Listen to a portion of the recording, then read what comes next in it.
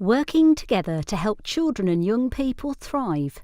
Dudley's Early Help Strategy 2018 to 2021. Our vision is that Dudley is a place where children and young people thrive.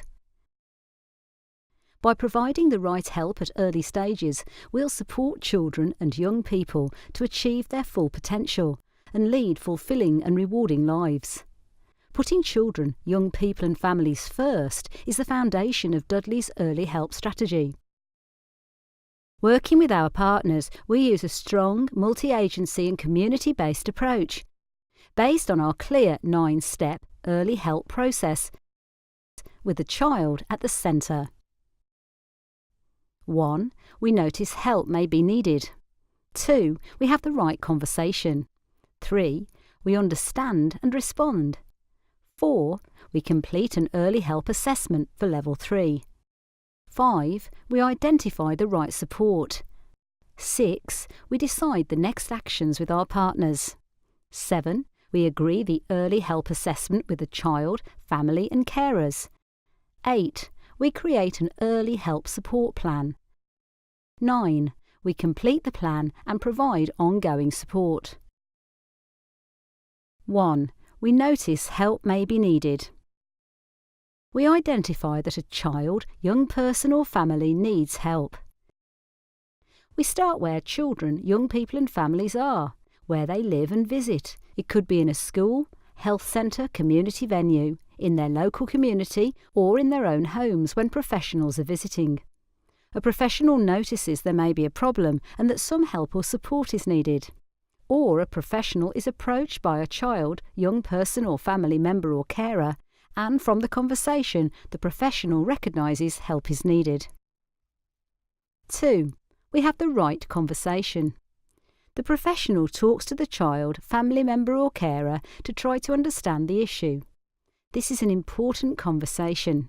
The professional listens and doesn't judge and shows they care about the issue and will do their best to help. They're friendly and reassuring, as families can be anxious that your help may lead to involving social care in their lives. It's important to build trust at this point so that confidence can grow. The professional will also try to understand the nature of the need and how serious it may be. 3. We understand and respond. Once the professional understands the problem better, they check Dudley's threshold guidance and decide the level of need and response required. Early help is offered at levels 1 to 3 within the threshold guidance. Levels 1 and 2 suggest a single agency response is needed. That agency decides whether they want to assess further using the early help assessment or offer support without further assessment. If the need is at Level 3, an early help assessment is required, and a multi-agency response may be required. 4. We complete an early help assessment for Level 3. For all children and families who meet Level 3, the professional completes an early help assessment and continues to support the family. We get the child and family's consent to complete the early help assessment, to share the information and to get information from other agencies. The professional works with the child and family to complete as much of the assessment as they are able, using the early help guidance. The assessment is emailed to the relevant local family centre. The professional completing the assessment may not have all the information the assessment asks for, but it's important that they complete what they can. A local early help enabler is available to give advice and guidance throughout the assessment process. 5.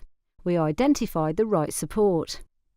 The family centre staff receive the assessment and review to make sure it meets the early help guidance and consent to share information has been gained.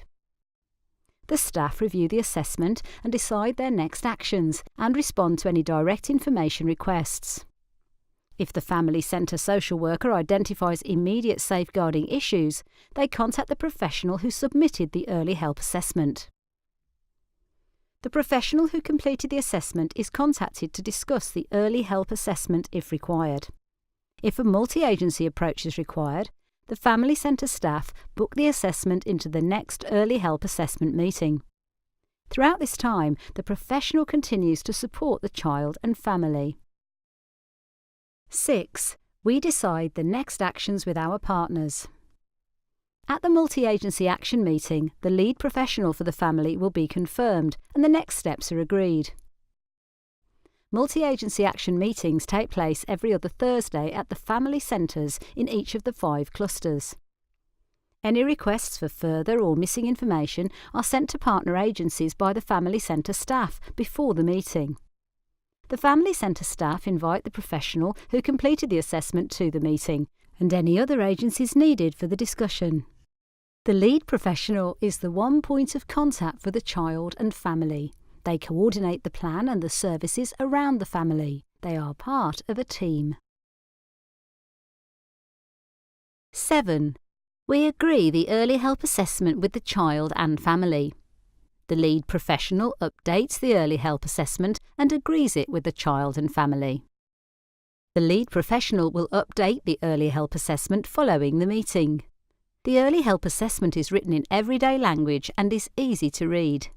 The final early help assessment is discussed and agreed with the child and family. It reflects their needs and how they understand the situation. We make sure the family feels they aren't being done to and are being listened to and worked with. It's important that we work together moving forwards. 8. We create and implement the early help support plan. The lead professional creates an early help support plan, setting out the support that the family will receive. It will be important to identify what the child and the family can do for themselves to meet the need, as well as the tasks for the agencies involved.